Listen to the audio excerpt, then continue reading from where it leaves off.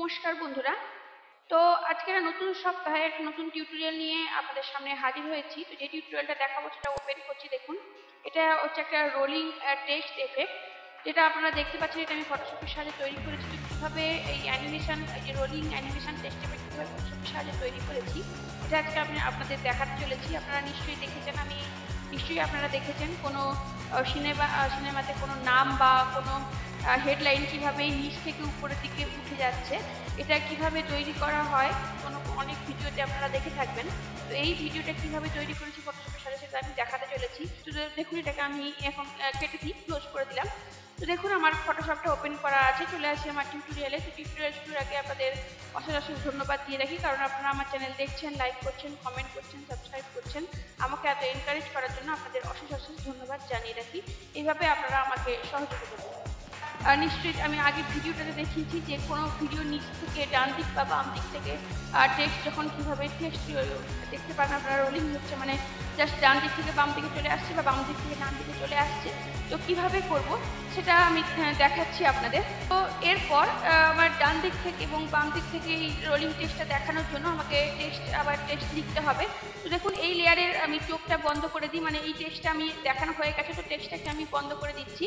এরপর আমি আবার চলে যাই টেক্সটের হরাইজন্টাল টাইপ টুল সিলেক্ট করলাম। টেক্সটের ফন্ট ওপেন, মানে বক্স ওপেন হলো। আমার কপার এসটিডি সিলেক্ট করা আছে। কালারটা যদি আমি চেঞ্জ করতে চাইতে করতে পারি। এখানে ধরুন আমি ডিপ ব্লু কালারটা নিয়ে ওকে করলাম। তো ধরুন এখানে আমি কিছু লিখবো, তো জাস্ট আমি এই পজিশনে লিখলাম। ধরুন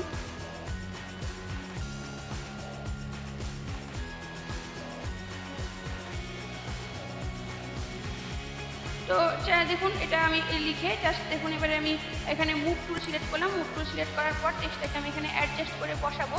ধরুন আমি টেক্সটটাকে এখানে অ্যাডজাস্ট করলাম। অ্যাডজাস্ট করে জাস্ট এই পজিশনে আমি আনলাম টেক্সটটাকে। এরপর যদি আমি এখানে কোনো এফেক্ট দিতে চাই, তো জাস্ট এই লেয়ারটার উপর আমি ডবল ক্লিক করবো। ডবল ক্লিক করার পর লেয়ার স্টাইল বক্স ওপেন হলো। যদি ভেবেল অ্যান্ড এমবস দিলাম, এবং দেখুন এখানে আমি ভেবেল অ্যান্ড এমবসের ডেপথটা 100% রাখলাম, এবং এখানে স্ট্রোক আমি সিলেক্ট করলাম। স্ট্রোক দেখুন আমার 5 পিক্সেল সিলেক্ট করা আছে। এটাকে আমি 3 পিক্সেল করে নিই, এবং কালারটা যদি চেঞ্জ করতে চাই তো করতে পারি। তো ধরুন আমার এখানে গ্রিন কালার সিলেক্ট করে ওকে করলাম। তো মোটামুটি টেক্সটের বেশি এফেক্ট আপনি দিলাম না, আপনারা যদি দিতে চান দিতে পারেন। করে আমি ওকে করলাম। তো টেক্সটটা দেখুন আমার এখানে চলে এসছে। এরপর এই টেক্সটটাকে আমি ধরুন মানে আমার বাম সাইড থেকে ডান দিকে, মানে ধরুন লেফট থেকে রাইটের দিকে টেক্সটটাকে আমি রোলিং করব।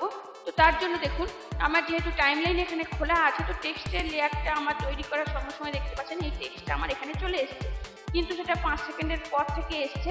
তার জন্য আমি এই অপশানটাতে সিলেক্ট রাখলাম, মানে এই লেয়ারটাতে সিলেক্ট জাস্ট রেখে দেখুন আমি এদিকে সরাচ্ছি। টেক্সটটাকে সিলেক্ট রেখে আমি জাস্ট এদিকে ড্র্যাগ করে প্রথম পজিশনে আমি নিয়ে যাব, মানে 1 থেকে 5 সেকেন্ডেই আমি নিয়ে গেলাম। ধরুন আপনারা যদি বেশি বড় করতে চান তো করতে পারেন। তো এরপর কাঁটাটাকে আমি জাস্ট আগের পজিশনে নিয়ে এলাম। পজিশনে নিয়ে এসে আমি সেম প্রসেসে আগের মতো দেখুন এই লেয়ারের ফাইলটা আমার মানে ক্লোজ করা আছে। জাস্ট ফাইলটাকে ওপেন করলাম। ওপেন করার পর এখানেও দেখুন 4টে অপশান আছে, transform, opacity, style, text rap, প্রত্যেকটা অপশান আছে। জাস্ট কাঁটাটাকে এই অবস্থায় রেখে আমি টেক্সটটাকে ধরুন প্রথম বাম দিক থেকে ডান দিকে আনবো। তো তার জন্য আমি টেক্সটটাকে প্রথম মুভ টুল সিলেক্ট করে বাম দিকে জাস্ট বাইরের দিকে, আমি ফ্রেমের বাইরের দিকে এটাকে বের করে দিচ্ছি। বের করে দিয়ে দেখুন আমি এখানে কি ফ্রেমটা অ্যাড করবো, জাস্ট একটা ক্লিপ অ্যাড করবো, মানে এখানে আমার টেক্সটটা থাকবে।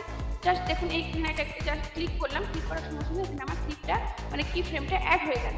এরপর কাঁটাটাকে আমি জাস্ট 5 সেকেন্ডে নিয়ে আসি। 5 সেকেন্ডে নিয়ে আসার পর টেক্সটটাকে আমাকে রোলিং যেহেতু হবে, টেক্সটটাকে আমাকে ধরে আবার আমি ড্র্যাগ করলাম বাইরের দিকে। দেখুন আর টেক্সটটাকে ধরে আমি বাইরের দিকে বের করে দিলাম।